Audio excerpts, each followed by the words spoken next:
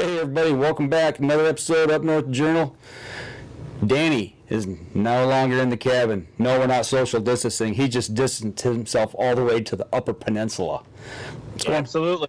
What's going on, Dan? Hey, what's happening? Yes, I distanced myself across the Great Mackinac Bridge, and here I am. Yeah, there you are, in all your glory. Well, let me get a quick share out of the way here, and as soon as I do, I'll turn you loose, and you can, we'll get the show started. Absolutely. Let's get the show started, and have a good Sunday night here, last Sunday in June. Man, does that seem possible? Half the year is over with? Half the year is over, and we're 6 months to Christmas.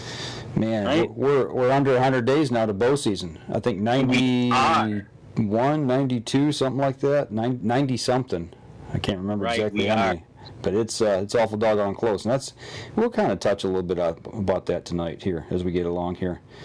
If I can find the page here real quick, get my share out of the way. Come on, and give me just 1 second.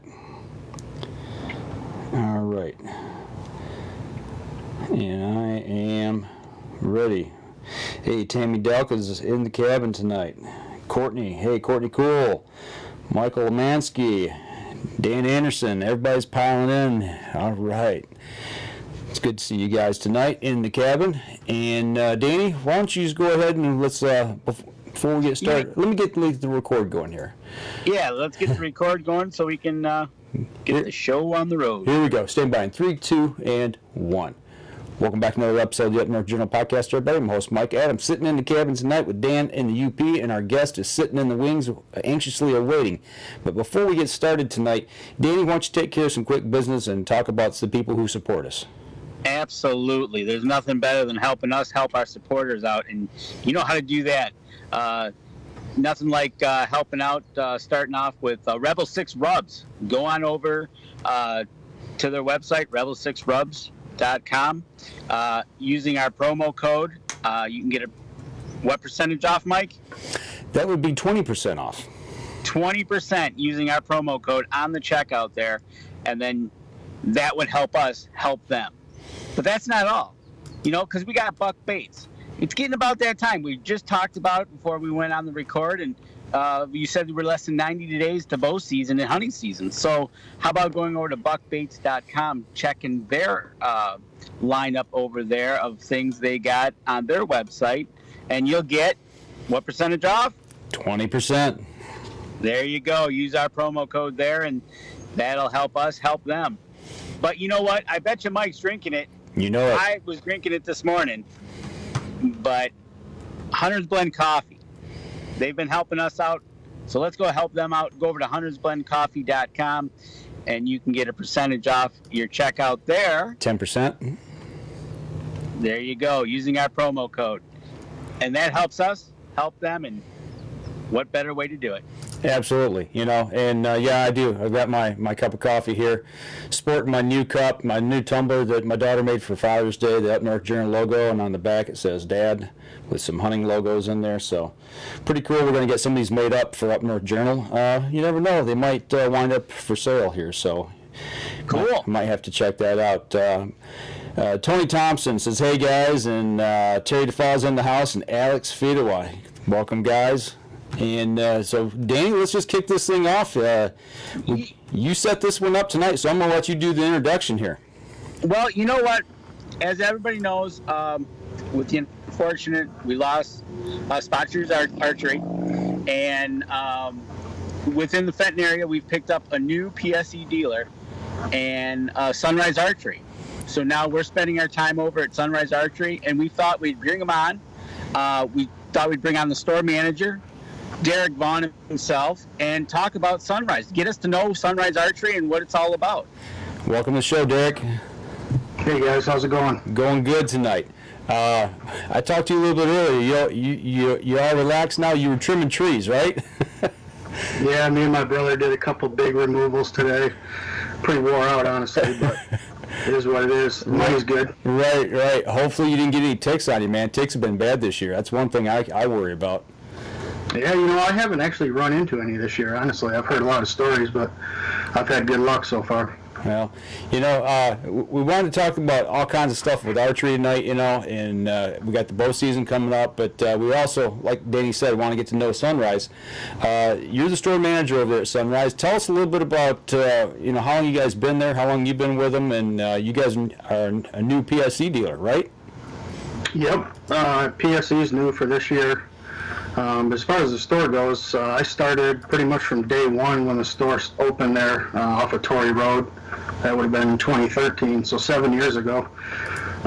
Seems like 2, but it flies by. So, right. But yeah, PSE, there was a turn of events there, a couple turn of events with vans, down in Whitmore Lake going out of business, and then the unfortunate, with Jim over there at Spot Shooter last fall. That was, you never want to see that. Even if it is a competitor, he's from all accounts a good guy. I only met him once or twice and never really got to know him, but by all accounts a good guy. And it just left a big void in that area as far as PSE dealers, so it made perfect sense for us to bring them in, being the only line that we really didn't carry as far as the big lines go. Right. In my opinion, they make a great bow. Whether it's a $200, $300 bow or a $1,600 bow, they're all good. They got bows across all price points, fit our market, and it just made perfect sense at the time. So it was a move we decided to make. Well, we're sure glad that you guys got them because, like you said, there was a big void there when Jim passed, and then, like you said, vans down the road. I looked at Danny. I'm like, what do we do now? Where do we go? Because literally, that's exactly what he said. There's nobody around, there's nobody in this area that had PSE, Right. So we're so thankful that you guys have got them. And the fact, you're really just down the road from me. You're like 5 miles from my house and 5 miles from Dan's. I mean, you're right in between us, so it's very convenient for us. So, and you guys got a beautiful shop too. I mean, the inside, when I come over there and we talked that first time, I was blown away. It's just got that home cabin style atmosphere to it. It's a really cool place. Yeah, it's nice. It's a pleasure to work there. Jeff, the owner, he doesn't do anything halfway. If we're going to do it, we want to do it and do it the best. So that's kind of our motto and what we strive for. And it's so far it's worked out well. We're doing very well. Well, it's good to have, like I said, good to have you guys there. But one thing I do want to touch on before we even get really into it, but you go into most bow shops and they've got archery equipment, they've got all the gear, from targets, broadheads, releases, arrows, the whole 9 yards. But you guys have got other items there for hunters, and you've got a whole section just dedicated to boots, which I thought was pretty cool. Yeah, we started doing just basically like lacrosse rubber boots and a few work boots in the corner of the shop, and we were doing so well with it. We had the space, we just decided to open up a whole boot store, and it's really kind of taken off in the last 6 months to a year, I think, almost to its own entity where it's almost standalone, successful. On top of that, we added the Sitka clothing line to kind of go along with that, high-end, we're looking for that high-end customer in those areas, so it's going really well. We carry some of the high-end boot lines for Western hunters, Kennetrek, Crispy, Loa, all of those. I'm just amazed at how well they sell, even at the price points, $300-400 for a pair of boots, and it's crazy. Well, we're starting to see a lot of that trend as well throughout the industry. People that take up bow hunting, they're not just your usual stick and string archers anymore. I mean, these guys are going to new extremes. We're seeing a lot of, like Danny and I, when we were at ATA this year, we talked, with several people, and the big thing now is getting in shape for these extreme hunts, and people are doing extreme hunts and going out west and climbing in the mountains. So you're starting to see people spend money on that higher end gear. I take it that's kind of what led you guys in this direction? For sure. Not just the hunting, but even the extreme shooting. The guys are shooting, all these total archery challenge type shoots, shooting 100, 150 yards nowadays, and it's just crazy. So, I mean, guys, everybody used to buy $50 a half dozen arrows. Now guys are spending $150 on a half a dozen arrows, They're buying $100 a pack broadheads so they can fly get at 100 yards plus. It's kind of getting pretty wild, actually. Well, you talk about the Total Archery Challenge. Danny and I will be shooting that for the second year now. We're going up at the end of August. They moved that date back because of the COVID stuff going on. But Yeah. So yeah, I know what you mean. You're talking about the long shots. We've been practicing our 100-yard shots and getting ready for that. But yeah, it's definitely a different world out there in the archery scene, and it's kind of taken off in, I don't know, the last five to 10 years. You've seen that big push from what we've seen. Yep, for sure. Yeah, long range shooting. We sell a lot of movable sights, way more than we used to. Not just one pin, but multiple pins, 3, 4, 5 pin setups, where they can leave it set 20, 30, 40, for their whitetail Midwest hunts. But if they want to go out west or they want to go to the Total Archery Challenge, they can dial that thing to 100, 120 if they want to, and take that shot. On an animal, that's out of my comfort zone, but I know there's guys that are capable of that kind of stuff, and it's kind of mind-boggling, actually. Yeah, it's cool to watch people that can make those shots consistently on big game and take those shots. It's really cool. But right now, at those distances, I'm just sticking to poke and foam. Yeah, me too. Exactly, right? It's one of those things that you're definitely your comfort zone. And when you're out there zinging an arrow 100 yards at a target and hoping you get your arrow back. But it's definitely the comfort zone is extreme, that's for sure. Yep.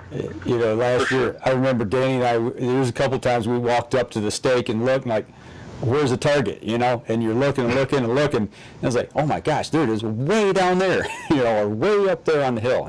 Some of those shots are, I think this year we're shooting 2 days, and one of them is supposed to be like 60 to 100 yards, and so I think I'll take the target bow that day. I don't think I'll take the hunting bow. I'm just not set up for that kind of distance.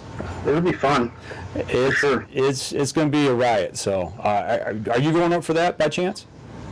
I was kicking around the idea if it was in June, but now that it's in August, it's probably not realistic with the store hours and the business we do that time of year. It's pretty hard to get away.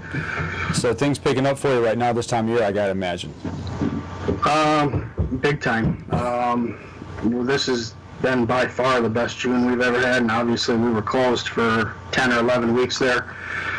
So I kind of figured we'd have a pretty big June, but it's been even more so than I expected. I mean, we have bows in there for service now like we normally do end of August, early September. So a lot of guys got pushed back, and then a lot of guys are getting ready. And a lot of the guys seem to get ready earlier and earlier every year anyway now, especially the guys doing the western hunts. They could be hunting in 2 months. Some of those states, they have seasons that open in August, right, early September. So, I mean, we're only 8 weeks from, some of those western states' seasons opening. Right on. Well, I'll tell you what, we're bumping up here close to our first break. Why don't we take a quick step outside? We'll take our first break and come back. We'll talk a little bit about getting set up for the season, if you don't mind. So, sounds good. All right. We'll step outside. We'll be right back after this. All right. Anybody of you got questions out there? Mike's monitoring the feed here, so get a question in for Derek about bows, arrows, sights, anything you want, and we'll pass it along and ask Derek and get his answer. You're getting a shout out from Michael Lemansky. Says, guys have one heck of a Bowtech hunter on this evening. Great show, guys. So you're getting some kudos. I've known Mike since he was a kid. Okay. Right on. Well, that's the best kind of people to have around you, man. Is ones that you build lifelong relationships with, Yep. I actually worked with him a couple times too for short stints. But I started at KD Outdoors when I was a senior in 1998. Okay. That's where I first started, and him and his dad would come in there pretty often. So that's where I met him. 98 senior, man. You're dating yourself a little bit. I can't say anything. I'm not going to say when I graduated. I'm not ashamed to say. I'll be 40 this year. But it was 15 years before that. So you do the math. No, but Mike's turned into a pretty accomplished hunter himself. He's got his own show and stuff now too, so he's doing a good job. Very cool. Very good. All right, here we go. Stand by. Here we go in 3, 2, and 1. Welcome back. Second segment of the show. Sitting up here in the cabin, chilling tonight. Danny's in the UP, and we're talking with Derek Vaughn from SunRy Archery. You said things are getting busy over there. For people who put things off, and they say, man, you just remind me, I need to get X, Y, and Z done to my bow, and maybe it's just not your shop. Maybe they're out west, and they're saying, I got to get to the shop. I mean, for you right now, what kind of time frame are you looking at? If somebody were to walk in the door and say, I want to get a new string put on, what kind of time frame are they looking at for it? We're pretty good year round. Even during the busy season, we might stretch it out a couple days, but you're looking at usually 5 business days on strings and cables, sometimes less than that in the slow time. So depending on what day you get the bow in there, it could be a week, 7 or 8 days, but if there's a weekend mixed in there, but it could get pushed out to 9 or 10 in an extreme busy situation. We'll see. With our two closest competitors not there right now, it could be a little bit crazier than normal this year. So I really don't know what to expect. Right now, if the trend continues, it's going to be wild. I mean, we got a lot of bows in there right now. I was in there Saturday ago, and I was amazed at how many people were already in the store. It was packed on a Saturday, and I was actually like, wow, this is, and I talked with you briefly because you were so busy, and I just wanted to let you be and get your work done. But with your competitors not being around, and now it falls on your shoulders and picking up, actually kind of just warning people. It sounds like you might want to actually start thinking of getting in early. Yeah. To get ahead of the curve. For sure. I mean, if you can get your bow in, the sooner the better. Just for peace of mind, you're not having to worry about how long it's going to take. You get it in now, you got plenty of time, even if it takes 10 days, which, like I said, that's a rare occasion. But, you start waiting until September, then you start worrying and guys start putting pressure on you. It doesn't make us feel good. It puts more pressure on everybody. So the earlier the better. Obviously, there's always going to be an emergency situation. Seems like, especially with crossbows, a lot of accidental dry fires or derails, stuff like that. The week or two leading up to season, or even the first week of season. So you're always going to have that. But if you got a bow and you have the time to get it in, the sooner the better. As far as we're concerned. We just mentioned crossbows there. We got a question coming in from Adam Wynn. He's just south of here, and he's asking about crossbow strings. You guys obviously do crossbow strings, but do you build strings there, or are they just custom strings that you order in? We order custom strings. Okay. We would need 1 or 2 full-time employees if we tried to build strings. It's not feasible with the staffing we have. I got you. We typically use America's Best Bowstrings out of Ohio, and we're a huge dealer of those for them. Big fan of theirs. We're actually the number 2 dealer in the whole country the last 2 years in a row, so we do a lot of strings with them, and very, very few issues. And the few issues we have had, there's so many bows out there, it's hard to get them all right. Serving specs, bows that are 20, 30 years old, trying to find specs. Stuff happens. They always take care of us and the customer, as soon as possible. They'll next day us a string if we need to.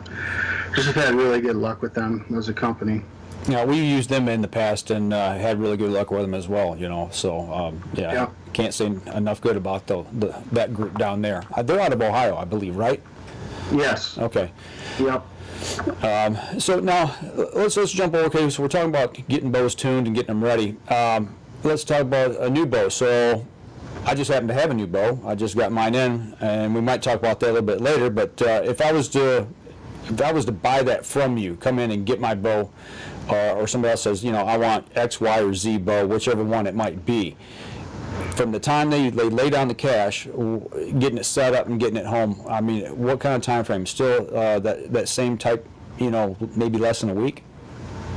If we have the bow in stock, most of our sales are same day. I mean, we'll set them up on the spot from start to finish, tune them, paper tune them, whatever the customer wants. If time allows, and depending on the day.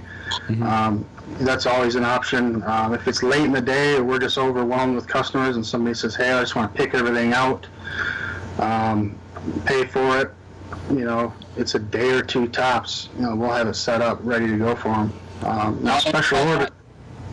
And tell you what, just a reminder to people, when you're going to go buy a bow, make sure you spend the time to shoot different bows and make sure you plan to spend a couple hours, in this case with Derek, just shooting and shooting the different bows. I can't stress that enough. Mike and I have talked to a bunch of people, and we've told them over and over, this isn't something you run in the store, you look at, you grab it off the shelf, and you run out. It's something you got to shoot for fit and feel. Absolutely. Takes time to set those things up, so... Are you seeing more people come in and buy the package, like the ready to shoot or right to field, what we call ready to go out and hunt with bow? Or are you still seeing a lot of guys? Because I know most archers, especially the high enders, people buy the high end gear, are really picky about the specifics, and they want to put their own things in a certain brand of this and a certain brand of that. Or you see both? A lot of both. Especially the package bows seem to sell really well late. Later in August and September, closer to season. For the most part, the high-end bows seem to sell pretty much year-round now. And you're right; those guys, they want, a lot of those guys want top-of-the-line everything, and they want specific everything. They want exactly what they want, and if you don't have it, they'll either order it or they'll have you order it, but there's not a lot of guys that want the high-end bow and just, basic package. They want the good stuff. Yeah, it's right down to the camo pattern has to match. Right. Oh, yeah. I don't know. I mean, we always talk about girls and their shoes, and they're so picky with matching colors, but man, when it comes to camo and our bows and stuff like that, we are ultra picky when it comes to making that stuff look good. Deer don't care. You get both. You get guys that have to have everything match. Everything has to be exactly perfect color combo. And you get a lot of guys that just, I don't care what it looks like. I just want to kill a deer. Right. At the end of the day, that's all that really matters, I suppose. Yeah, I've not seen a deer come by and go, man, that drop away rust has got, a different camo pattern than what's on the limbs. Right. So. Yep. That's good stuff. So, getting back to a little bit about you now, how long have you been wrenching on bows? I mean, where did you pick this up at? Give us a little history about yourself. I started working at KD Outdoors in Waterford when I was 17 or 18. I think it must have been 18, 98. I don't even remember. I was 17 right before my 18th birthday. But anyway, it was my senior year of high school. I worked there. It was an archery shop / bait shop. Actually had bigger fishing department than archery, but we sold a lot of bows out of there. It was a hot spot in that area back then. I think I was there for about 5 years or so. Actually did 1 year doing some apprentice ironwork type work, and then actually went and worked at Gander Mountain for a couple different spells, and ended up being department manager, actually fishing, apparel, and hunting at different times in my career there. And then was approached with an opportunity to come work at SunRy, and at first was skeptical. At the time, I didn't know Gander Mountain was going to be gone now anyway, but so it seemed like a risk to leave there in a management position to go to an archery pro shop, just in the grand scheme of things. But I think the risk was worth it at this point. It's been better than I could have imagined as far as the success of the store and my success there. So it's been a good choice. You brought up something that just made me kind of think back. I remember back in the day when I first picked up a bow, and I remember in Flint there used to be a little shop over on the Flint River between Flushing and Flint that my dad took me to, and then we went from there. We moved out to Fenton area, and I went to Brown's out in Goodrich, and that was like a hardware store, bait store type thing. And back in the day, I remember it just seemed like that's where you went for archery gear. If you didn't have a big box store around, you went to, it was almost like bait stores. And then all of a sudden, there was this shift, this paradigm shift, if you want to call it that, to where, like you said, it went to the big box stores and then to the pro shops, and now you know, pro shops, you know, that's it. That's the go-to place to get your stuff taken care of. And like you said, you know, gamers gone now. I mean, it just, the way the industry has turned is simply amazing. But it's really getting down to a niche now where the service end of it is, you know, it's hands-on with the customer, I guess, and that's what I see in you guys' place. Yeah, it's pro shop or nothing if you want a bow worked on, unless you're doing it yourself anymore. The box stores, when I started at Gander Mountain, we had 3 full-time archery employees, and we had actually a pretty substantial archery department. And there were guys there that could work in the pro shops. I mean, we knew what we were doing. I actually had, you know, a pretty good deal going on there. A lot of customers that I met there, I'm still working with today. So it went from that to when I left Gander Mountain, there was not any employee in the store designated to archery. It just was that small of a niche, and they had kind of pushed it to the back burner, really getting away from any service because they don't want to spend any time. They want you to sell something. They want you out of there. And, you know, that's maybe the reason they're not around anymore. I couldn't say for sure, but that was my impression of the situation as far as archery went. Well, I think to sell something, you got to have some customer service, don't you, Danny? Yeah, you know, you kind of, Derek, you kind of hit the nail right on the head about a pro shop and the customer service and the feeling you're starting to get in some of these big box stores that it's becoming a numbers game, and it's a sales game, and it's a get in, get out with a sale, not a get in, enjoy your time there buying whatever bow you might be, or even a gun for that matter. But it's just amazing how it's kind of shifting in those big box stores to that fact. It's just a sales game, and it kind of stinks. It really does. So it makes places like SunRy to us so much important. To be able to send somebody over to you guys and knowing that you're going to take care of them, you're going to spend the time with them, whether it be 30 minutes, maybe they're there for 2 hours, I don't know, but it's that personal touch that you put on with that person and go from there. Yeah, for sure. A lot of the customers over the years have become, you know, they're friends of mine. They're not just customers. They've become friends. You know, I hunt with them. I do things with them. We go shed hunting, you know, stuff like that. It's, you know, it's much more than just a sales game, for sure.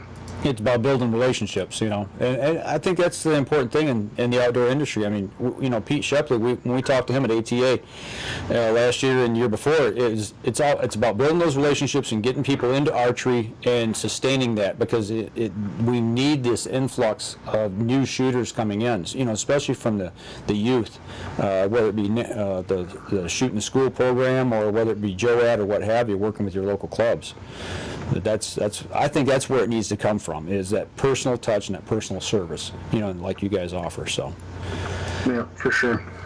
So I tell you what, we're bumped up here close to another break, so let's take another step outside. We come back, we'll continue the conversation. So we'll be right back after this. All right, everybody, you got questions for Derek over at SunRy? Let us have it. Mike will get them on the feed, and then we'll ask Derek himself, and then want to start to eventually start to dig into this personal side of Derek, like we do with all our interviews. Yeah. So, Danny will take it easy on you. I promise. It won't hurt. Right? Tim, big shout out to you from Tim Scheib, a friend of ours. We know. He says Derek's a great bow tech, really knows his stuff, does great work. And Lincoln Roan from Packer Max, one of our supporters here, he says relationships matter, and they do. You know, like I said, it doesn't matter if it's just from a bow to an arrow. I mean, it's to the gear that we hunt out of, a tree stand, or the things we use in our food plots. The whole gamut. That this industry is so small. You know, we got to really take care of each other. Yep. All right. Absolutely. Yep. Let me save this We're one. dealing with a small percentage of the population, that's for sure. Right. Yeah, exactly. You know, even in the hunting industry, archery part of it, it's even smaller. You know, Right. that pie is even divided smaller. So, alrighty. Okay. Here we go. Stand by. In 3, 2, and 1. Welcome back, third segment of the show. You know, Danny, you sent me a picture earlier. Before Tim, I'm gonna, or not, Derek, we're gonna get off the subject here for just a second, but I've got to throw this picture up. What's the deal, man? You're out on a lake, chilling with a big smile on your face, just taking it easy. What's up with that? That's what happens in the UP when you have I think it was 80 degrees today, maybe 82. It was clear blue sky. Got out on the lake, did some fishing today. The girls did some kayaking. It was total relaxation of the utmost kind, and that what put smiles on your face. Not going to lie. I guess. I got up here Friday. Actually, it was great driving till I got to about Iron County, and then it rained. But that's the last I seen of the rain was when I got here. And then ever since then, it's been blue skies, 80s. It's supposed to get warm starting tomorrow, higher 80s and into the 90s as we get further into the week. But, yeah, that was earlier today. I got out, and, yeah, it was fun and relaxing. I tell you what, nothing better than the soul than being out on the water or in the woods. We were out in the woods. We pulled camera cards, and you're lucky, Derek. I'm going to tell you that right now because we have been pulling ticks off us like rice in a box because I literally just walked out of the cabin, and I don't know how this happened, but I looked down on my hand and there was a tick. And I was pulling ticks off of us left and right, and all we've done is just pulled camera cards so far. So. Yeah, what pain. It's good that a little bit of pain and suffering is coming to you up there. I mean, you know, Derek's cutting trees today. I'm sitting here at home, you know, getting things ready for the show, and you're up there having fun. But you know what? Let the ticks eat you up. Well, thanks. That's a whole lot. Maybe I'm just not looking hard enough. I tell you what, you'll feel them because, man, they are plentiful. My daughter found one at 3 o'clock in the morning this morning crawling on her ear, and I guess she moved pretty quick to get out of bed. So, well, I know I got covered up in the turkey season when Danny and I were up at my place up near Alpena, man, and I just got covered in them. I think I picked over 20 off in 4 days, 3 days. Yep, exactly. Oh, hey, Derek. Speaking of Sunrise, do you guys have a website people can go to and check out the store and whatnot and where you're located? Yeah, we do have a website. It's actually under construction. We're probably going to have a new one within a month or two, but it's sunrisearchery.com. You know, we've always spelled the name a little bit different. It's SUNRYS archery.com. And it's a little bit, I'll be honest with you, it is a little bit outdated. That's why we're redoing it. We should be launching that hopefully by the busy season. We're shooting for August. We'll see how that works out, but that's our plan anyway. Oh, cool. That's a good deal. And I tell you what, like you said, you're into hunting and everything. I get you into the bows and doing that. And we pulled our camera cards, and we seem to be picking up a lot of bears, coyotes. Deer are looking pretty healthy. We got some young ones that came into the camp, and it's looking promising. So for people out there, starting now, get out there, get your bows ready, start shooting. It's never too late to shoot. You can always shoot early, trust me. I was out shooting today. You gotta keep shooting. You got to pick that bow up and put it in your hand and keep shooting and shoot and shoot. You know, it's something you got to stick with. It's not like a rifle where you can just pick it up and point and aim and go bang.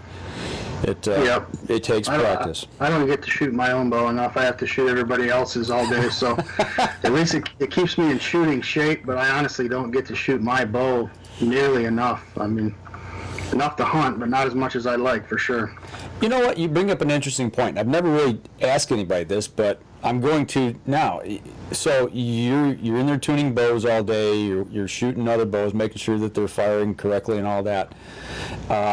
Is it odd when you pick up your own bow? Does it take time to get back accustomed to that grip and that feel and the whole 9 yards going through your process in releasing that arrow?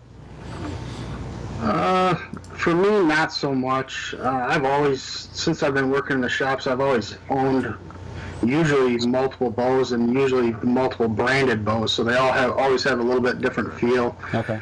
Anyways, so it's not a hard transition for me, honestly.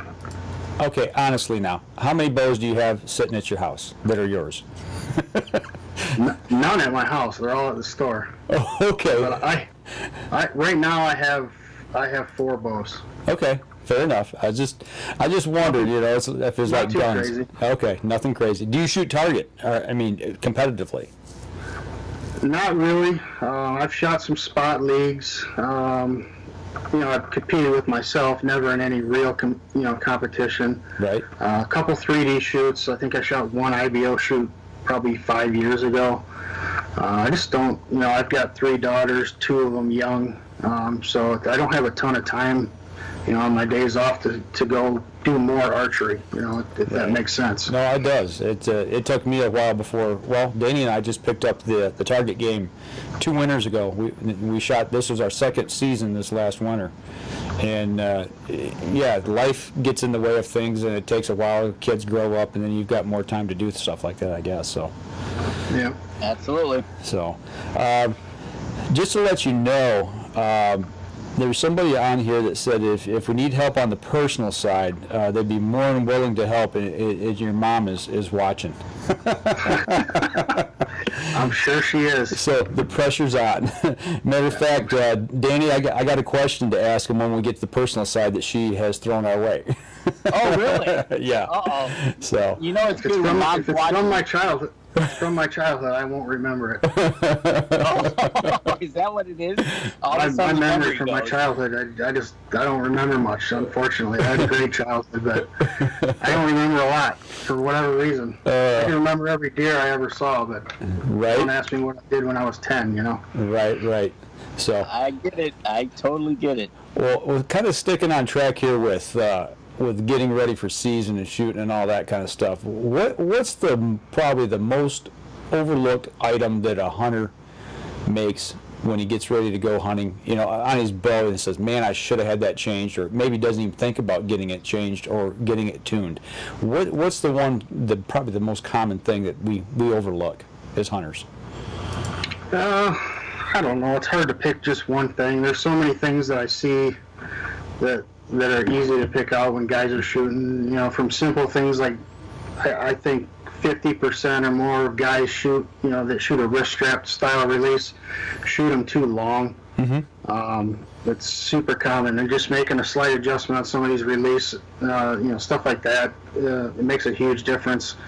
Not making sure they've got arrows, enough arrows when hunting season rolls around. Mm-hmm. Not having their strings looked at. We get every year the first week of October we get a flood of guys in with broken cable, broken string. They just didn't have it looked at and neglected it. Mm-hmm. Stuff that can cost you a week in the woods. For some guys that's a big deal. Right. I don't know that I can say just one thing, but there's a bunch of things out there. So basically it's just important to, like you said, be shooting all the time so you're familiar with your gear, and if something needs fixed or adjusting, make sure you get it done instead of waiting. We don't charge anything to give you an opinion, Right. You bring your bow in and we just look at it. Does it need strings and cables? It doesn't cost you $1. And we're going to make a recommendation, and that's all it is. If you decide not to go with the recommendation, it is what it is. That's your choice, but it doesn't cost anything to have it looked at. It's the adage, pay me now or pay me later. Yeah, right. Right, and I tell you what, Derek, speaking on that side of it, for just a few minutes of maybe you looking at a bow or just the person themselves overlooking their equipment, number one factor is safety. Like we talk about tree stand safety, it's also bow safety. You don't need that bow or crossbow exploding in your hands or when you go to shoot it and causing something severe damage or whatever might happen, unfortunately. So take the time, get to look at your strings, cables, whatever your equipment, and make sure that you're safe. For sure. Crossbows especially. We've heard and seen some pretty gruesome stuff with crossbows. I know somebody personally who lost the tip of their thumb. It's not a pretty sight. Just that's just being careless, not because something went wrong with the crossbow. It's just putting things in the wrong place at the wrong time, so to speak.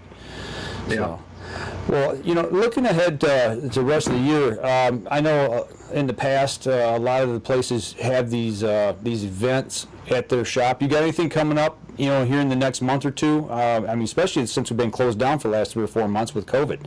What are you guys planning on, you know, coming up here the end of summer? We've typically had an event the last weekend in August or thereabouts, depending on when the holiday fell with Labor Day and that. But I'm not sure. You know, that's always had a big turnout. You know, we could have 50 to 75 people in the store at any given moment that day or that weekend, and I don't know if that's going to be, you know, kosher this year. I don't know if we're going to be able to do stuff like that. So it's still up in the air as far as that goes. I may do something along the lines of spreading out some type of sale or event, maybe have a weekly special for a month straight, something different each week, or I've got a few different ideas. I'm not sure what we're going to do. The other thing we are 90%, I think, going to do is we're going to host a 3D shoot at Land O'Lakes. I'm sure you guys are familiar with that. Matter of fact, Billy's on right now. He's watching. Yeah. Yep, I've been talking to Billy about that. Great guy. So I think that's pretty much a done deal. So we're looking at the dilemma for me was trying to find a weekend, and I wanted to do it later when more people have their mind on hunting. So I wanted to try to push it into September. Okay. But you're running up against Labor Day. You got the youth hunt, and I think they had another event going. So we're probably going to do it the same weekend as the youth hunt, which isn't the perfect scenario, but it, you know, it's kind of the best scenario for what we had to work with.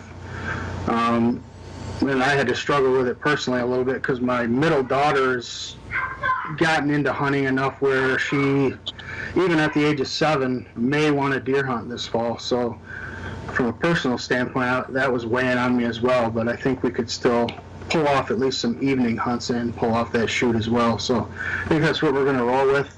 We still got to work out all the particulars, but it looks like that's a go. Okay, well, Billy, he just chimed in here. He said September 12th and 13th at Land O'Lakes. Correct. Okay, well, that's coming up quick, and I know that's 2 weeks after tax. So, if Danny and I have arrows left, we'll come over and shoot. Yeah, you guys can go live out there. Yeah, absolutely. Glad to have you. Yeah, we'd love to do it. We shot over there a couple times. What was it? 2 summers ago. I'd come out after work and hang out with Danny and fling arrows. So, very nice place over there. Really like it. Yeah, they got a nice piece of land over there. They got a lot of terrain and it's a nice piece of woods. Yeah, and they're not as how do I want to put this? They're not as mean about setting the targets up as they are at TAC. Oh, no doubt about it. They're a little more forgiving. I've talked to them though. I do like stretching it out. There's so many guys that like that element of it now. I mean, there's going to be plenty of reasonable shots, but I asked him if we could push it to at least 60, and he thinks we can on at least a handful of targets. So we'll see what we can do. It should be a good time. I'm hoping to have some pro staffers help set the course. Some of the guys that shoot a lot more than I do, especially 3D, use their input and make it a fun but still challenging for the guys that want it to be.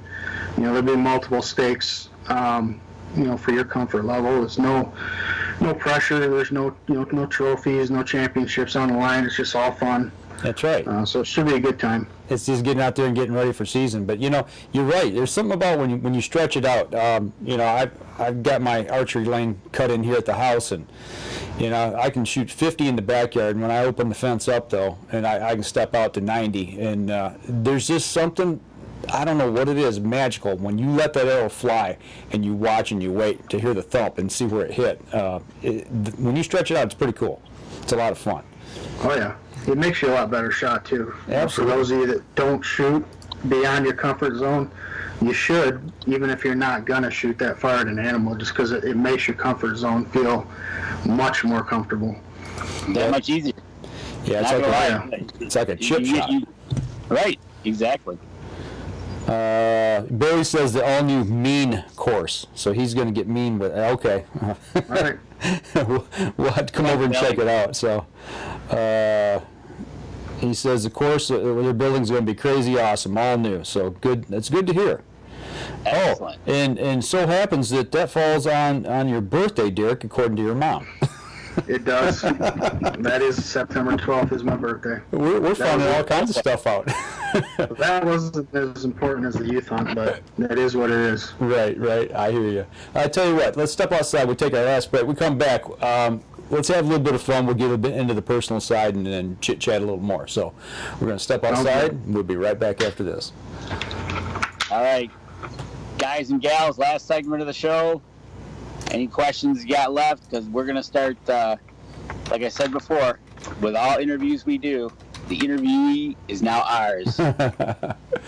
Be nice, Danny. Oh, absolutely. We're always nice. We just want to know a little bit about Derek. All right, hang on here 1 second, and we'll get rolling. If I can click on the right thing here. Here we go. Stand by. 3, 2, and 1. Welcome back. Last segment of the show. Danny's been chomping at the bit here, so. I haven't been chomping at the bit. I've just been relaxing. Before Danny asks his normal questions, Derek, we got to ask, because your mom asked us to ask this. It says, ask him about his first night hunting. It's a good story. We didn't have youth hunts back then, so I had to wait till I was 12 to bow hunt. I remember that. Yeah. And I've been shooting, for years, practicing. Honestly, I went hunting with my dad one time. Sat with him in a tree stand, I think when I was 11, the year before. And the only night I went, he shot a deer, a nice big doe. So, my expectations were that when you went hunting, you shot a deer. And so when I was my first year I could hunt, I turned 12 in September, so I was, fresh being 12. We hung a stand with me and my dad hung a stand that afternoon. I should say he hung the stand. I wasn't really old enough, but that afternoon on October 1st, he put me in the tree, told me he was going to be a couple hundred yards this direction. I don't even know what direction that was. And that if I needed help or shot something, to walk that way till I hit the 2-track and holler for him, and he'd come get me. And I don't know how long I was in the stand, hour and a half. Hadn't seen a deer. Didn't know what to listen for. I was just a kid. But never. One thing I do remember as a kid is hearing footsteps of a deer coming for the first time in a stand by myself. Look over my left shoulder, and here come a buck down the hill. Walked down right in front of me, gave me a 20-yard shot. I drew back, let it fly, and arrow hit its mark. Deer ran off like crazy. It ran straight towards where my dad told me to go. So I climbed out of the stand, walked over to the 2-track, stopped, started yelling for him, and I think he thought I either was scared or I don't know what he thought. I think he thought I was just scared of the dark and wanted to go home or whatever. I'm not sure, but he starts hollering back that he's coming. I can hear him getting closer and closer and closer, and then all of a sudden I hear the steps stop, and he starts yelling, "Derek, your deer is right here. Your deer is right here." And I'm like, "What?" And he literally stumbled across my deer with my arrow sticking out of the side of it as he was coming to get me, laying there. So it was, a moment I'm sure he'll never forget. I'll never forget it. My grandpa was out hunting that night too. There was a lot of emotions, even thinking about it now. But absolutely, great memory. Absolutely. Holy cow, awesome. My first buck was when I was hunting with my dad, and first deer I ever killed, and same thing, man. It's just I can't talk about it without bringing tears to my eyes, and that's what's so great about bow hunting or hunting in general is the fact that it's memories, it's being with family, your dad, your grandpa, friends, now maybe your daughters, and Danny and I have said this so many times, is getting people involved in this outdoor thing that we do is just good for the soul, man. It's good stuff. Well, Danny, I guess that takes away his most memorable hunt. I'm pretty sure that's going to be it, but we'll still ask that question. But Derek, like I said, we like to ask our interviewees some personal questions, not too personal, just some fun little questions that we like to ask. One of the first questions is, obviously you've been hunting since you're 12. When you're out in the stand and you're sitting out there, you got your backpack, whatever, you got your pockets. What's like your go-to snack to have out in the stand? Like, what do you need to have for that hunt? I'm not a big tree stand snacker, to be honest with you. If I'm going to do a long sit, I've got a bottle of water or two, and then I forget what they're even called, the oats and honey bars. I think the green packages. I couldn't even tell you what they are, but that's about it. Some type of granola bar snack, maybe a sandwich if it's an all-day sit. But I've never been a big tree stand snacker. I'm not sure why, just never have been. Yeah, I get what you mean, though. You know, it's sorry for the boring answer. Yeah, no, it's when in a tree stand, it's got to be quiet. Okay. Right? Okay, so obviously, when you're traveling to and from your hunting spots, or you're going up north, or wherever you're going to do some hunting, you're listening to maybe the radio. So what does Derek listen to? Does he listen to music? Does he listen to podcasts? Does he roll the windows down and listen to the air go through the truck? I don't know. What do you do? Good old Fred Bear, that's a good one. In the morning, wake you up. I don't know. I don't have a go-to station or type of music. I hunt a lot out in Calhoun County, and I couldn't even tell you what radio stations they have out there, to be honest with you. But yeah, usually, Nugent, that would come to mind, I guess. So if you're on the road heading over to your stand, are you thinking about wind direction, what stand I'm going to hunt? I mean, is it more of that mind game than it is listening to the radio? Yeah, for sure. But there's definitely hunts where I'm undecided on the drive, because I have a significant drive out to where my hunting leases are. Mm-hmm. Unless I'm staying out there, it's a 10-minute drive. But yeah, there's been many times where I've changed my mind on a drive based on weather reports or changing, wind direction, that kind of stuff. Recent information I pulled off of my last trail camera poll, stuff like that. I try to use all that information to the best of my ability, and it's worked well for me. I've had quite a bit of success the last 10, 11 years since I started hunting out in that area of the state. Killed some pretty good deer, so it's been working for me. Awesome. That's awesome. All right, Dan, next question. What next question is, okay, so you're going to invite Dan and Mike over for dinner, and you're going to make us Derek's favorite meal, whether it be fish, venison, whatever it is. What's your favorite go-to meal that you would make us? I'd grill backstraps for sure. I like grilled that. Venison backstraps. You can't go wrong with that. I really honed my grilling skills in quarantine, so I think my wife would even agree with that.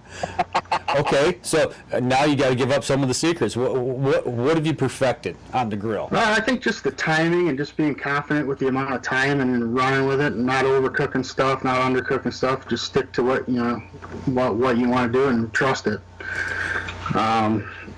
Whether it's pork chops, my wife likes grilled pork chops. My kids love venison steaks. All three of my girls love them.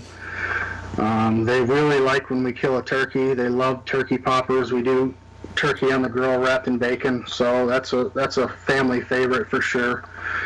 But yeah, it's just the confidence in it, the grill. I think in the past it's always like never sure if you're doing it right. No way to really know, and it's just trial and error. Yeah, I've learned a lot from my youngest boy. He's kind of been the grill master since he came home from college and all this COVID stuff. And he said the same thing. He says, you just got to let it go, Dad, and trust it. He says, and he shows me a couple little tips about, how clear the liquid is that comes out, the juice, or how firm it is. And he's trying to teach me all that stuff, because I'm slamming on the grill, flip it over a couple times, smash it a couple times, and hey, it's good to go.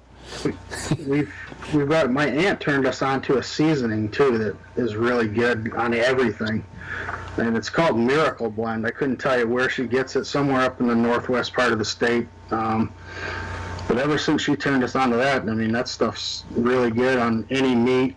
My kids put it on popcorn. It's crazy. It's really good stuff.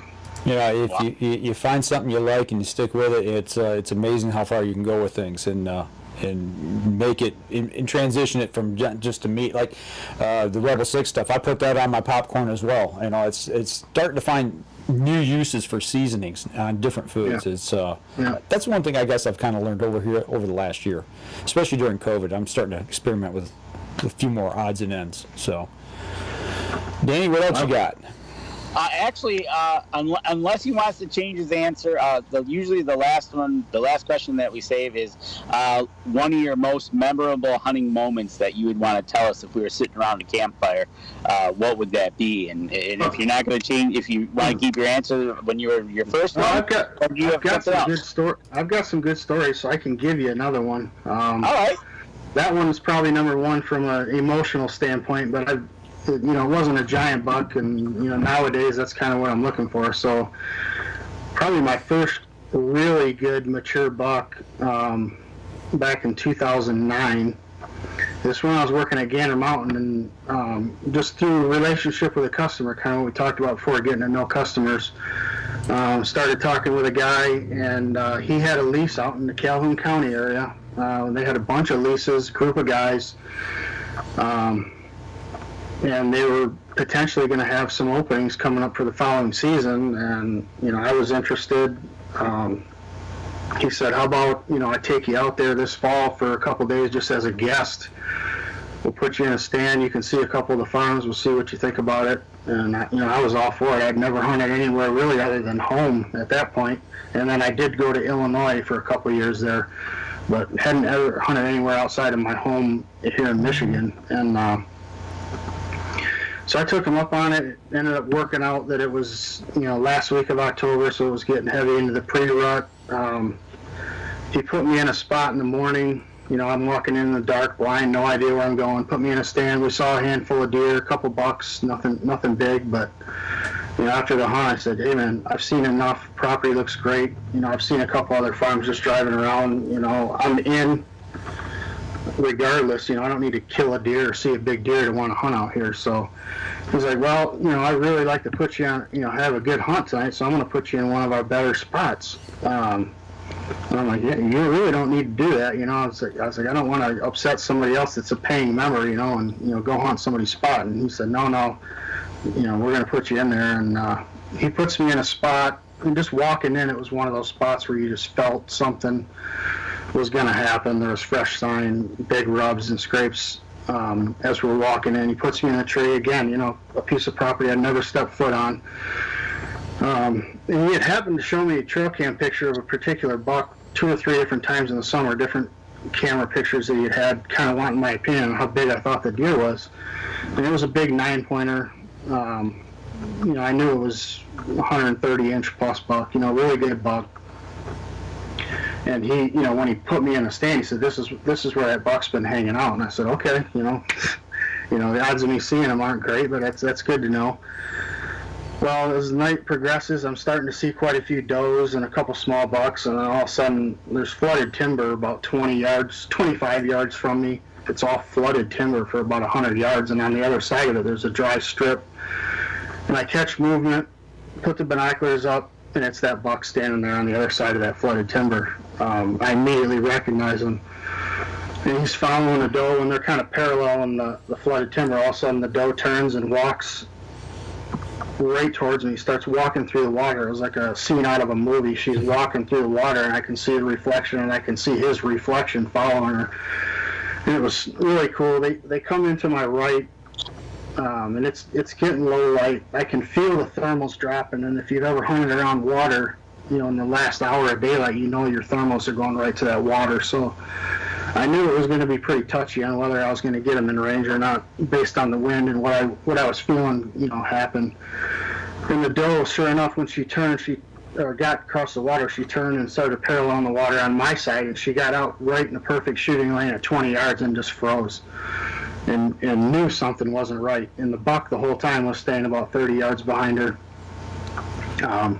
And she stood there for what felt like 10 minutes. It was probably 1 or 2, but it felt like 10 minutes. I think the buck got frustrated that the doe quit moving, and because there was a couple scrapes on the other side of my tree, he decided, I guess, he was going to come work those scrapes while she was doing whatever she was doing. He walked on a straight line from where he was right to the base of my tree, and I'll never forget just feeling like I was in a straitjacket because of the doe having this buck, big buck, directly underneath me and not being able to do anything about it. There was no way I could move. The doe would have busted me for sure. So I had to just stand there while he worked a scrape, worked a rub. Literally, the tree was rubbing, the branches were hitting the tree that I was in at my level. So it was just, the whole thing was just kind of surreal. Finally, he had enough of her not moving, I guess, and he decided he was going to go start pushing her and nudging her, and he turned and walked from my tree directly to her, hard-quartered away. He got to about 5 or 6 yards, and it was kind of one of those, decisions I made that it's now or never, because he's either going to bump the doe and she's going to take off and he's going to run after her, or I got to try to draw now and take the chances of busting her myself. And I decided it was now or never. I drew back. She stayed locked in position. I still to this day remember getting the pin on the deer, and I remember seeing a branch that was a little bit on the low side in the way, and took just kind of a shuffle forward on the stand and kind of leaned up a little, leaned forward, and let it fly. Arrow hit perfect, and that buck ran right out into that flooded timber and did a cartwheel in the water. Another kind of visual moment you'll never forget. At the time, by far my biggest buck. Killed a couple better ones since, but that's probably, as far as the big bucks, the most memorable hunt. Caught quite a bit of flack from the guys in the group that were, members. A couple of them probably weren't the happiest about it, but right. Well, what am I going to do? Right, not shoot him? Yeah, and this is the guy you wanted to bring in as a new member, right? Yeah. Right. That's awesome, man. That was an awesome story. He was like a 134-inch 9-pointer, so good, heavy, tall. He's in the shop. The mount's up in the shop. When we stop in, you guys show it to us. Yeah, my first really good buck. That is awesome. Like you said, it just unfolds like a scene in a movie. It's just, when that stuff happens, man, it's magical. There's no other way to describe it when something like that happens. Yeah. I'm addicted to it. That's all I think about. 365, right? Yeah. For real. I used to do a lot of fishing. I used to do a lot of other things, and now anymore, if I have a day off and I don't have stuff to do with the family, I'm doing something to try to improve my odds to kill a big deer the following year, whether it's trail cameras, moving a stand, hanging a stand, shed hunting, scouting. I mean, that's pretty much every free day. That's what I'm doing. Yeah, it's people say it's an addiction. No, it's just it's an obsession. It's a lifestyle. I mean, that's kind of ingrained in us. I've gotten heavy into habitat management, and deer management, and that's kind of where my passion lies right now. And it's 365, and I'm not working or something here with family. If I've got free time, I'm thinking about how do I make things better for the next season. And I think it makes you a better hunter. It just pushes you to that next level, so to speak. And Billy, you said something here a few minutes ago that we've been talking about, memories and things. He says you don't make memories like that playing video games, and that's so true. You got to get these kids out, get them involved in the outdoors. Can't say that enough. Is that something you're seeing more with the shop? Are you starting to see more youngsters get involved, or you think we're lacking in that area? Do we need more of a push? We see a lot of it because there's a couple big NAS programs in our area. Heartland's a really big one. Howell's really got a big program going. Fowlerville, Swartz Creek. We work with a lot of those kids, and a lot of them transition from that program to either hunting or tournament archery. So that's been helpful, I think, for sure, and I think it's a big time grower. So I think we'll see more and more schools do that as we go forward.